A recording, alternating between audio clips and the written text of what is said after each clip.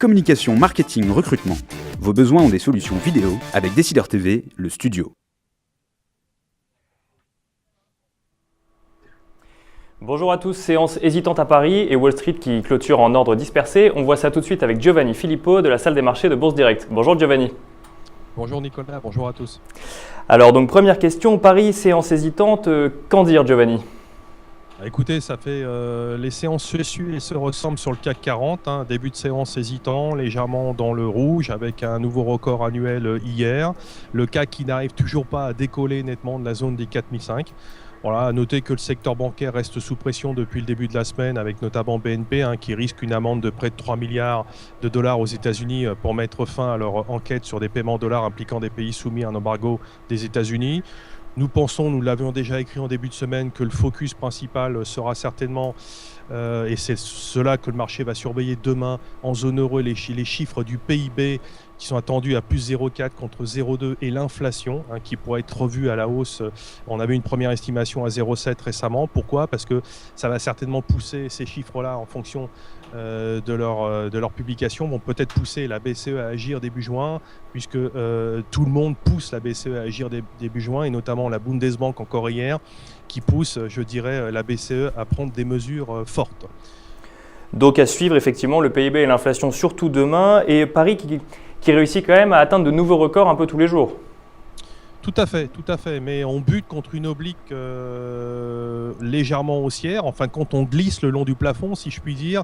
Une oblique haussière qui passe par des clôtures de moyen terme de janvier 2010, février 2011 et mars 2014.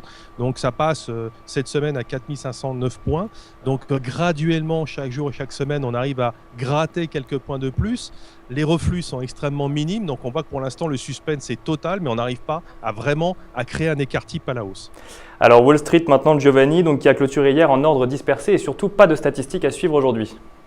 Effectivement, les marchés d'actions américains ont clôturé en ordre dispersé. Les investisseurs ont fait preuve de prudence après une hausse des ventes au détail en avril inférieures aux anticipations des économistes. Néanmoins, le Dow Jones a encore terminé sur un nouveau record historique à 16 715 en hausse de 0,12. Nouveau record en séance également pour le Standard & Poor's à 1902, même s'il termine légèrement rempli en dessous des 1900 à 1897 à plus 0,04.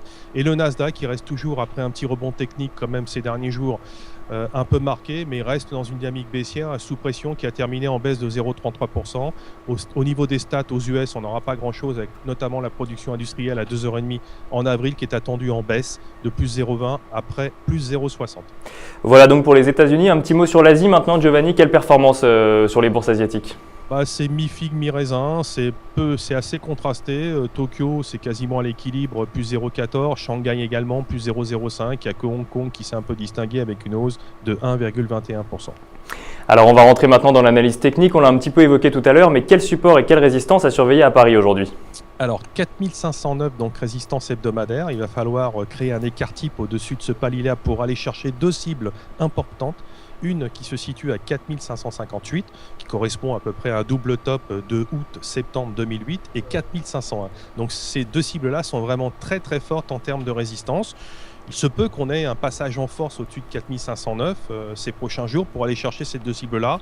Nous estimons qu'à partir de ces niveaux-là, qu'il faut prendre des bénéfices, alléger, voire solder ses positions, en attendant le prochain rendez-vous de la BCE, je dirais le 5 juin. À la baisse, on surveillera le premier seuil d'inflexion à 4470. C'est pas significatif, mais je dirais que ça serait un petit peu un aveu, d'échec contre la zone des 4520, de repasser rapidement sous 4470. On surveillera surtout 4420 qui est le pivot baissier le plus important à très court terme, et derrière 4348 qui est le seuil d'alerte à court terme. Pour le futur mai, excusez-moi, juste un petit détail, il y a un écart de 5 points entre l'indice parisien et le futur mai, qui est contrat dérivé sur mai de 5 points. Donc il faudra actualiser les dividendes de Schneider, Air Liquide et Capgemini qui seront détachés les 14 et 16 mai. Et là, on arrivera à un écart égal. À suivre donc aujourd'hui et dans les jours qui viennent. On passe maintenant au dernier chapitre qui est l'analyse des valeurs. Première valeur sélectionnée, Giovanni, l'ATCOR.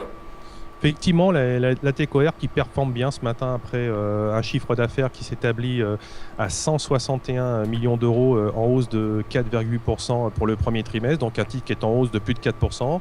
À taux de change constant, la croissance organique de l'équipementier aéronautique est ressortie à plus 5,5, c'est même très bien. L'ensemble des activités ont contribué à la progression du chiffre d'affaires et plus particulièrement l'activité aérostructure service, plus 7,3%, qui a bénéficié d'une dynamique soutenue dans le domaine des outillages alors que le marché de l'ingénierie continue à être marqué par les moindres prises de commande en l'absence de nouveaux programmes. On a également, je dirais, mis en avant le téléperformance, RCF, qui est en hausse de plus de 7%, elle gagne même 10% en séance, qui détache d'ailleurs ce matin également un dividende, donc la performance est quand même assez importante. A réalisé au premier trimestre un chiffre d'affaires en hausse de 3% à 610 millions d'euros. Donc là également, à données comparables, la croissance du spécialiste de la gestion multimédia est ressortie en hausse de près de 10% à 9,1%. Toutes les régions du groupe ont progressé à données comparables, notamment la zone anglophone et Asie-Pacifique, et l'Europe continentale, cette dernière ayant bénéficié de la montée en puissance rapide des activités de la filiale TLS spécialisée dans la gestion des demandes de visa. Donc, titre très très bien orienté ce matin à Paris. Donc, deux valeurs qui progressent aujourd'hui, la TECOR et Téléperformance. Giovanni, merci beaucoup pour toutes ces précisions. On se retrouve demain pour un nouveau duplex. En attendant, très bonne séance à tous et à demain. Merci, à bientôt.